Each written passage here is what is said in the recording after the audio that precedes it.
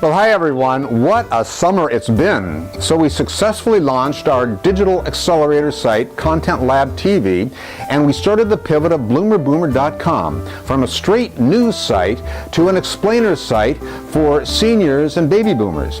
But we did make time to attend the Boomer Venture Summit again this year in Santa Clara, and we were just blown away by the digital products being developed in the 55-plus marketplace. Now, this was the 13th annual event thanks to the amazing vision and leadership of Mary Furlong, who somehow she manages to pull off this incredible event every year.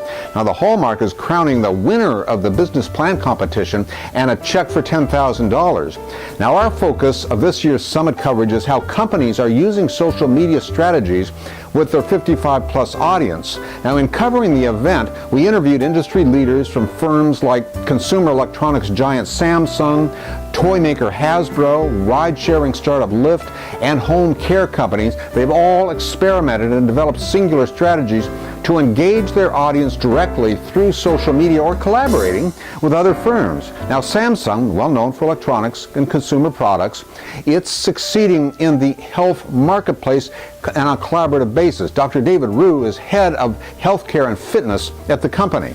Yeah, I mean, we do use social media, but I think the predominant way that we're looking at is first to prove that this actually does work.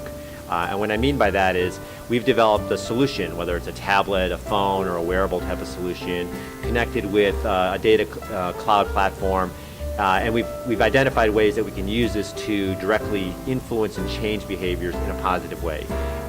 If it's proven, we want to be able to deploy that through different centers, through organizations, and we'll use social media to amplify that messaging.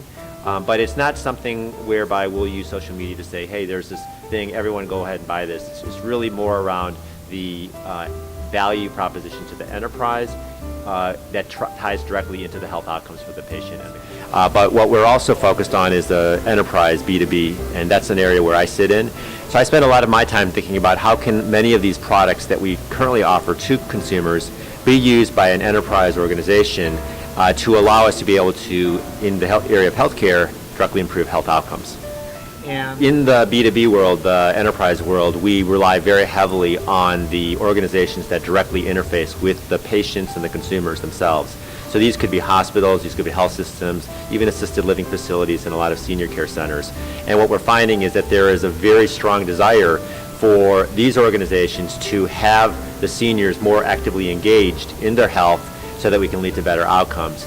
And as part of that process, we find ourselves working to not only get the healthcare organizations, these enterprises, to better understand how the technologies work, but we want the consumer, the senior, to actually be active members of the healthcare team and participating and using the technology in a way that's much more compatible with their lifestyle, something that's fun, it's easy to use, it's seamless. Hasbro's Joy for All companion pets deliver a soothing, joyful experience that inspires smiles, laughter, and fond memories. Now, toy maker Hasbro, known worldwide for its toys, surprised a lot of people when it entered the marketplace of toys for seniors. But it wasn't without research, where they discovered a demand for products like the robotic cat Joy for All. Ted Fisher, VP of Business for Development for Hasbro, explains. We rely heavily on consumer insights at Hasbro, and one of the insights that's been around for a while, well before our group was around, was that there were products that, you know, mom was not buying for typically a 4 to 8 year old that it might have been intended for, but for an aging loved one who, you know, they were writing reviews about the impact that it was having. So we really leaned into that insight, and the more we dug, the more we realized that there's a bit of a lack of joy and happiness and play, you know, in products for this demographic. And so you know, we went to the community and said, what are the type of things that you're interested in? And when we launched our press release, we were unexpectedly getting requests for interviews and doing things, and we got 1 billion media impressions just on our press release. Ride-sharing company Lyft, famous for connecting passengers who need a ride with drivers who have a car,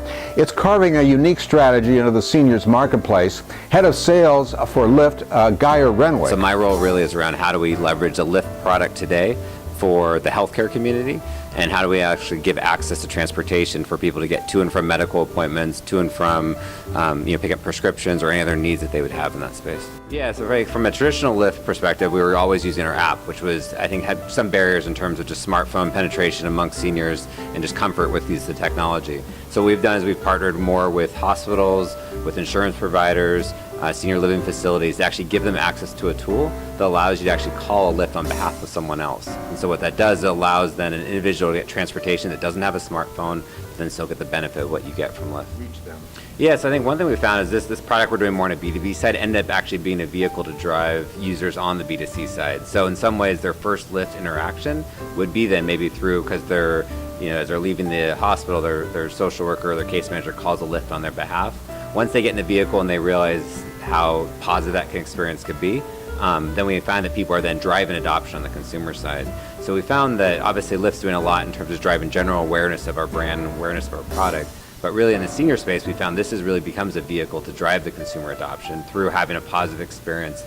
The way our services work is, on demand you call a vehicle, so in a matter of minutes, a car is out in front of your home to pick you up and take you where you want to go. And from a cost perspective, it's incredibly inexpensive compared to the other options out there. So we find once people have that positive experience, then it replicates and then they want to use it on the consumer side. I mean, the need is there, and I think it's just a lack of awareness around what our offering is right now. I think quite a bit of people still use taxi cab and traditional paratransit means. We feel Lyft is in a position to be able to do that in a more effective manner. Companies traditionally linked with seniors marketing are zealous about social media. Home Care Assistance is a company that provides in-home care. They have adapted a lot of social media in their company, marketing, communications, and then engagement. Megan Heaton is Director of Marketing for Home Care Assistance. So we use many different vehicles to connect with our audience, which is typically the family members of our clients, but also sometimes the clients themselves and all those that really support them staying in their own homes successfully. And one of the main vehicles that we use is social media. Social media is an effective way to sort of build a community around what your mission is and talk about content that your demographic would be interested in. We don't use social media as a direct sell. We use it as a platform to share content that is meant to really inform our demographic. It's something that's meant to be useful to them.